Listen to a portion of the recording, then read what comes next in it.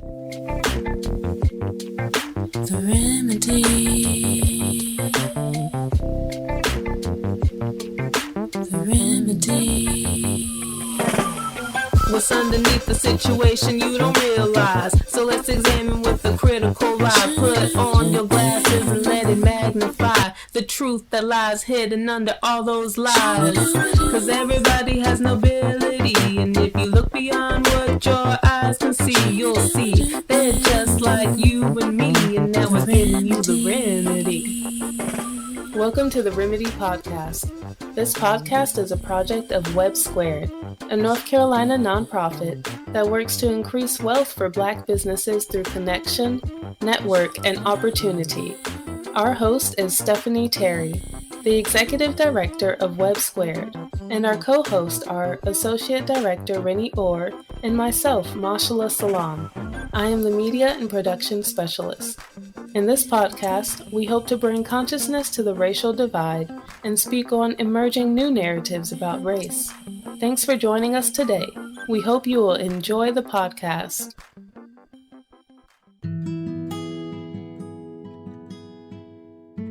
Good morning. It's Podcast Tuesday. How are you doing today, Stephanie? I'm doing fantastic. I am so glad that it's Tuesday and it's the morning and we're recording a podcast in the morning.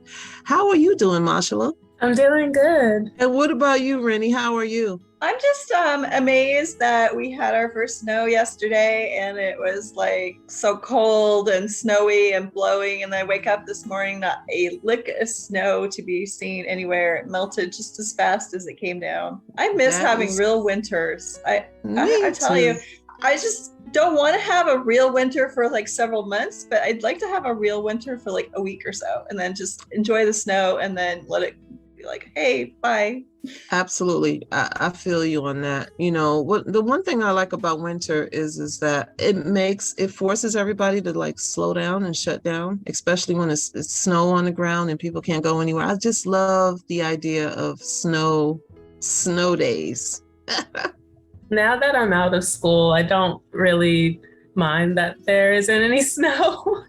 I mean, the exciting thing about snow days was not having to go to class. And now that that's over, it's like, oh, okay. But we have to be careful what we wish for, because right now, as we speak, on I-95 in Virginia, right outside of DC, there are like hundreds of people just stranded on the highway for the past like almost 20 hours, which is crazy. Yeah, so we're lucky.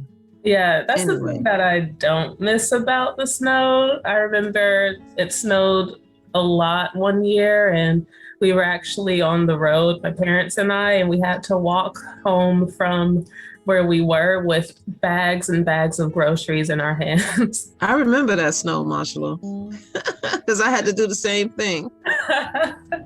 Yes. So anyway, we're back. I'm wide awake and spiffy. I haven't even had coffee yet. And it's a new year, 2022. Happy New Year, I did some yoga. All. Happy New Year. I'm doing real good on my new year, new me.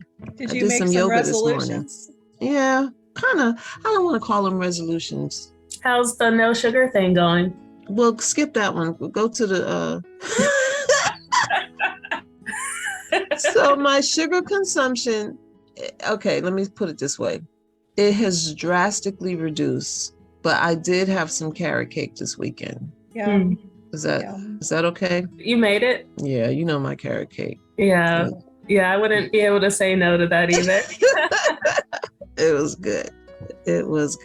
Do you still have family in town? No. I actually did Malachi's gone? No, Malachi leaves Friday. Okay. I actually helped out at the it was a training this weekend and I made them some cake. But I got a question for y'all. Okay, shoot. This is a deep question. So I was like browsing through social media and this came up on my feed and I said, that is an amazing question. And I want to talk about it with Rinnie and Mashallah.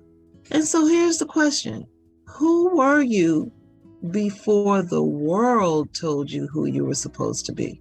I think I was a wise elder. And it's funny because I feel like I had to teach myself how to be a kid, how to act Wow. how to act like the other little kids around me, because I was very quiet and just, observing things, but Yes. I wasn't like all hyper, and I was like, oh, is this how I'm supposed to be? Wow. So Mashallah was a wise elder. I like that. So you were like a grown woman in a kid's body. I guess like my parents said that I would say things that would just it would just surprise them. I remember I would say different words, like big words that they didn't know that I would know at the toddler age. That's awesome. What about you, Rinnie? I don't know. Listening to Mashallah, I was just thinking about how I was always, like, even from a very young age, asking the deep questions. So much so when I was like in 4th grade, a school friend of mine told me, "I can't play with you anymore. You break my brain." Wow. He was just like, I can't listen to you anymore." Wow. You remember that? Yeah, it was really sad because he was like one of my, closest friends on the playground. And he was just like, "I can't talk to you anymore." Wow. Wow. And I think I was, I think I was 2 things, but one is weird. So I always knew I was a writer, even though I was like 5. And I was like, oh, I'm a writer. And I hadn't written anything. I think it's because I like to read books. But I think the other thing that I really was like just a comedian. Because I was hilarious and I love to laugh and I like to make people laugh. But I soon realized that, like, I don't know, there was a little bit of silliness and shame with me fully embodying that. But I just remember like always looking for the humor in situations as a kid. And I didn't mind being like the fool, so to speak, to make people laugh and make people happy. Somewhere I was reprogrammed. When you say reprogrammed, do you know by who? By parents, by society, by family, by school? I think maybe like little bits and pieces of all of those areas, and maybe some of it intentional, some of it not. Most of it, I would say, like subliminal. You want to live up to, like, say if you're trying to do your homework and you're being silly and you're being funny, right? And it's like, stop playing. That's not like intentionally my, mother or father trying to stifle me. They're just trying to get me to focus, But I just think that, what I think, as we answer this question is that we kind of came here as little people, and then the world gets to us. And we learn how to be based on the conditioning, like based on what everybody else is doing, kind of, sort of. And what do y'all think about that? I think it's probably a part of our need to fit in, and we see what traits other people have that seem to be admired, and we want to mirror those same traits. Yeah. Rinnie? I mean, it's pretty deep, this whole identity issue, like who are we? What is our purpose? And I think a lot of people don't ask themselves that question. They just react to life, and what life throws in front of them, they're just reacting to. But I mean, I know that I've been probably on that existential search of like, who am I fundamentally for most of my life? And, there are times when people have gotten mad at me because I'm not following, what they think I should be doing, the prescribed path. And, for example, like my dad, I love my dad, I don't want to speak ill about him, but he was literally angry with me for going to college and for not finding somebody. I mean, he would call me when I was in college and say, have you found somebody yet? Are you going to get married? You know, when are the grandkids coming? And it was just like he had this prescribed role that I was supposed to be trying to live into. And I was like, I'm studying, Dad. I'm getting an education. You know, it's like, I'm not thinking about marriage right now or kids. Yeah. Well, that's really interesting. In what way? Like, I wonder if it's a generational thing, because now it seems the other way. Yeah, like what job are you going to be, who, you know, before you like start thinking about marriage and kids? Yeah. Check that out. So depending on when you were born, what is considered right and normal can be completely contradictory to someone born in another age and time. So which means that none of it's right.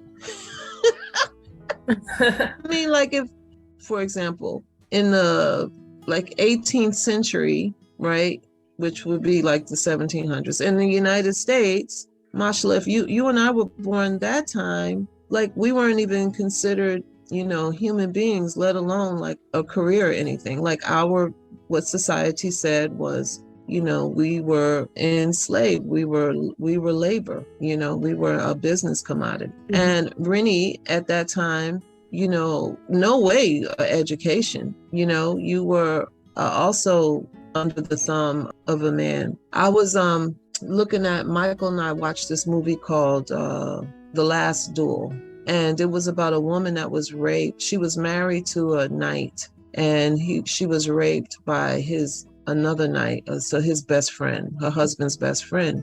Wow. And instead of keeping it to herself, she told her husband and, you know, eventually the king. And, you know, what I got from the movie was that, like, she had absolutely no right. So, like, if a woman was raped during that time and people didn't believe you, then your husband had the right to kill you. And so I'm bringing that up to say that, like, these quote unquote like norms and standards and even morals, they just like change all throughout time, depending on the level, the understanding of the society, right?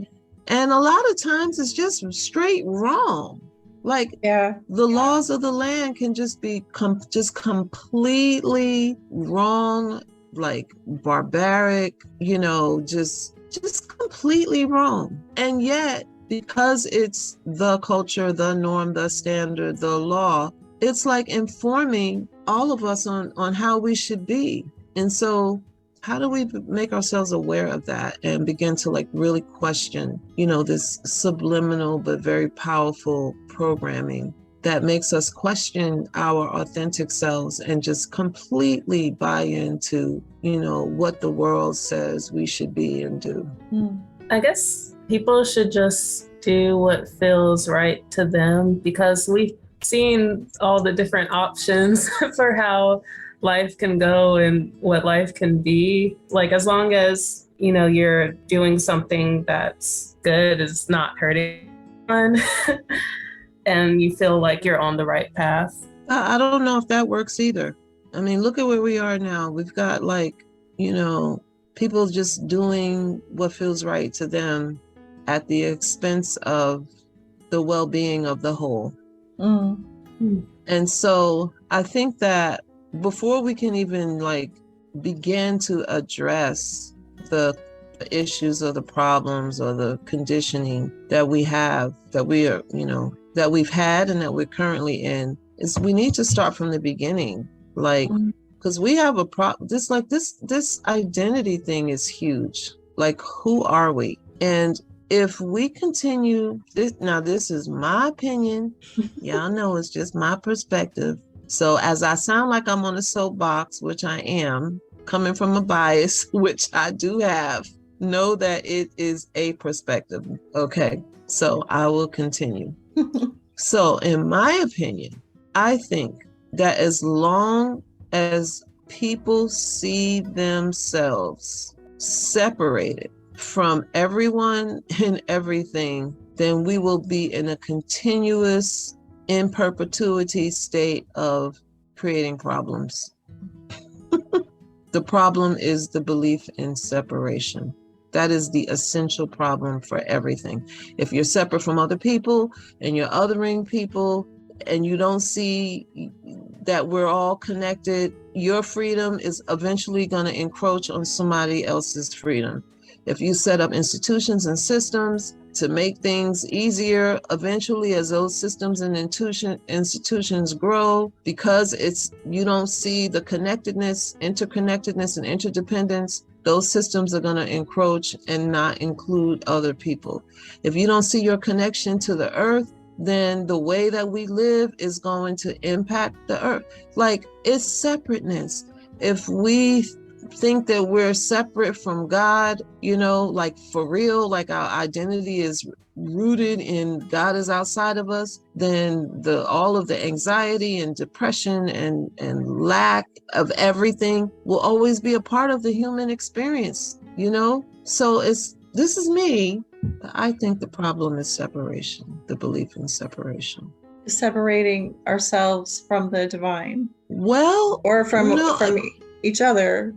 More so, like, before we even get to the divine, like, if my identity is completely centered in my thinking of myself as purely a material, physical thing, a body, right? Then of course I'm going to believe in separation, and of course I'm going to believe in fear and defenses, and because this is the most vulnerable identity, because the body can be hurt, the body can be hungry, the body can be have needs, the body needs shelter.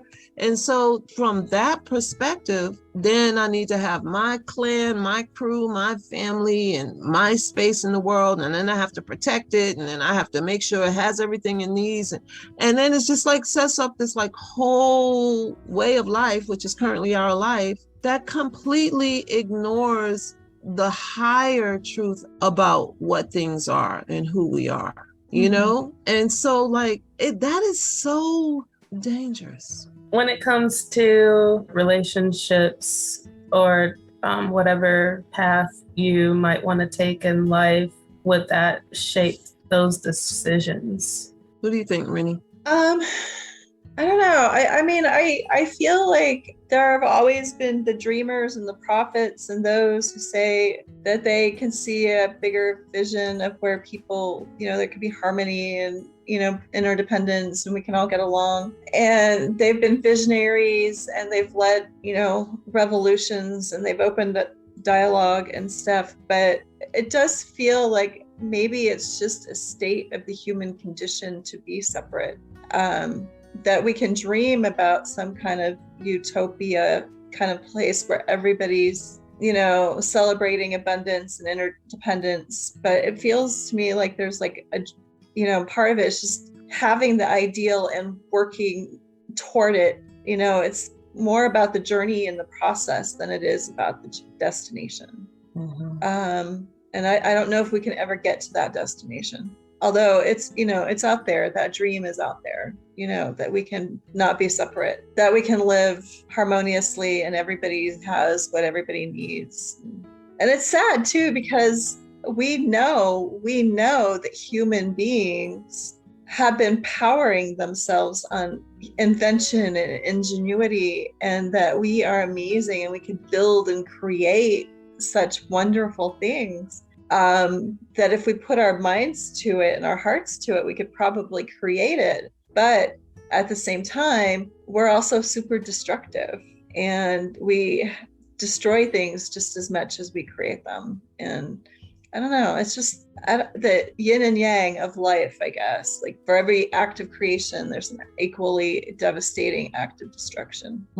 I like to put my thoughts around that, because I think there have been people that have lived very harmoniously and have seen the interdependence of themselves with each other and with the earth. And because they have lived like that, it was a quiet existence. So I don't think that this mindset of materialism is like faded. I think it's in vogue, like it's in play right now. But if you look throughout not just history, like written history, but just, we've been on this planet for thousands of years. And everybody didn't have the same, like, perspective. You know what I'm saying? Mm-hmm. Like we live in a Western society with Western thought, which is very material. Like it is nothing but materialism. But everybody doesn't have that culture. It's just been, oppressed and dominated. But, this is the dominant culture, but it's not the only culture. There have been cultures that completely identify with spirit first, like totally get it, Coming from that perspective, I would say, I believe that when you come in with a more spiritual mindset, then you don't really see it as, yourself just being all important and that you deserve all these things more than the next person. I feel like when you have that spiritual mindset of, there being a creator, God, then you want to do whatever you can to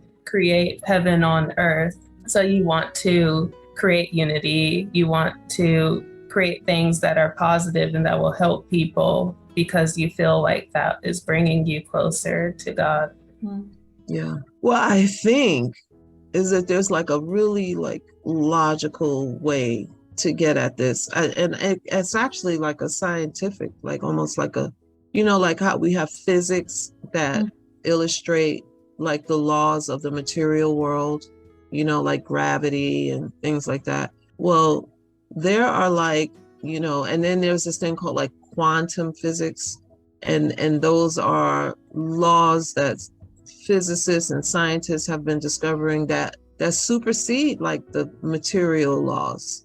That's how we're able to travel to the moon and, outside of the planet's, atmosphere, is because those laws have been emerged. And so what I'm trying to say is that like, if we look at like this phone, right?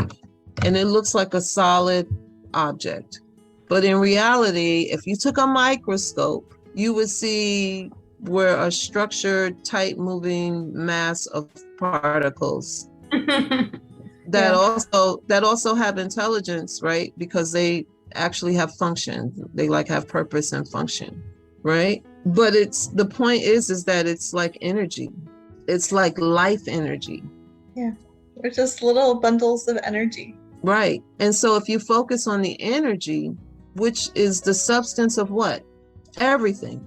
Everything is energy. And that's the point of unity. Like remembering that is completely opposite of this belief in separation. Because if you break it down to its essence, it's all energy. And so then it becomes like, okay, so if we're all energy, well, what does that mean? Yeah, we certainly do not build our social structures and systems to keep that in the forefront of our of our human intelligence. We just, like I said earlier, we just react to living rather than to, hold this to our core and say, this is what we're going to be building our systems around, our society around. Or our identities around. Yeah. Like before we can build society and systems, we have to go into the world with that as a forefront. Like, oh my gosh, I'm energy, and so is that person, and so is that person, and so is this person. And so that means that, energy, there's some qualities about energy, right? It cannot be created or destroyed. It just changes form, right? It's always connected. And so that means I'm always connected. So like my energy is going to affect energy over there. And so there's this whole like paradigm of concept missing in how we do shit. Okay, so let me just bring it all the way back because we're going to wrap up our conversation shortly. But how do you perceive that we will go forward with our work? You're building these powerful mindset trainings. We're going to be helping people build up their businesses. How do we remind ourselves in the process of doing this work, that this is what the real work is all about, is reminding each other we're just little interconnected pieces of energy. So we're going to get at that through our mindset trainings, through the value of interdependence, like really unpacking that. We're going to lift up some of these, not just material, laws, but some of the universal laws. The laws of like cause and effect, right? The laws of the mental, like this is a mental universe, like, and how powerful belief is in determining outcomes. We're going to lift up a lot of these, a completely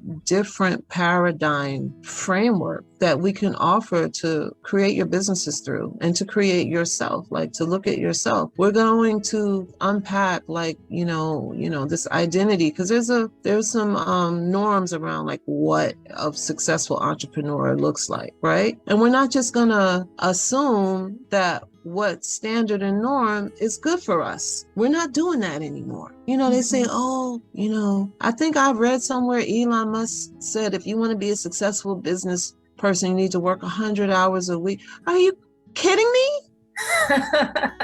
Well, I mean, his level of success means like being a multi-billionaire. No, it doesn't. First off, if we like really unpack that he came from a very wealthy family, and if you really want to look at it, like the wealthy families, they don't work.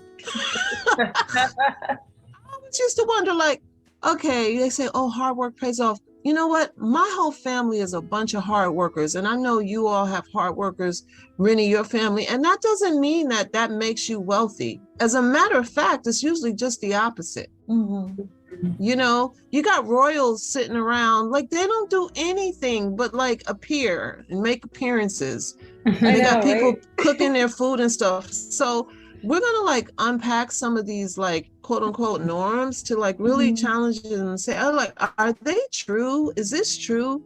And what if you do work 100 hours, which is like probably getting up at 5 a.m. and work until midnight, if you want to get in 100 hours a week, right? What does that do to your family life? Yeah. You're not spending time with your children. What does that do to your health? What does that do to your relationships? And so this is the kind of stuff that we're going to get at. We're not out here to replicate and prioritize the things that shouldn't be prioritized. We're wanting to create businesses where we can, offer our products and services in ways that are healthy and sustainable, and keep in mind the goal of well-being, which includes money and abundance and making a profit, but not at the expense of relationships, peace of mind, creativity, and sharing love. So all of this exploitative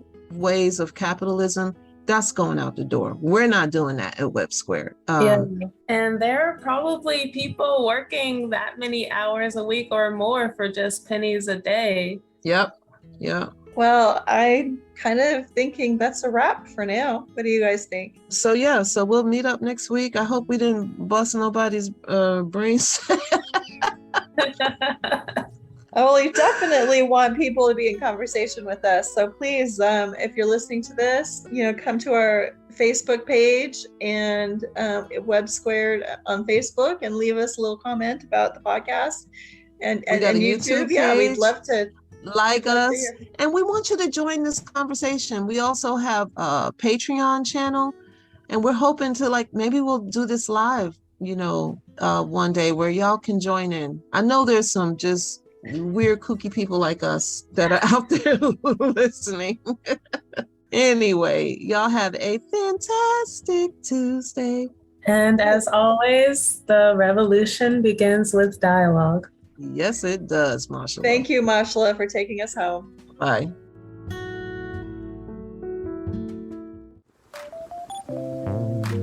The This has been a joint podcast of WEBB Squared and Afro Future Productions. For those of you interested in learning more about our work at WEBB Squared, you can find out more at webbsquared.org. Don't forget to subscribe wherever you listen to podcasts. This is our conscious conversation. We hope you will subscribe today on your favorite podcast platform. Join the Remedy Membership Forum on Patreon to join us monthly for our members-only discussion. That's it for today. Until next week, thanks for listening. What's underneath the situation you don't realize? So let's examine with a critical eye. Put on your glasses and let it magnify the truth that lies hidden under all those lies. Cause everybody has nobility, and if you look beyond what your eyes can see, you'll see they're just like you and me, and now we're giving you the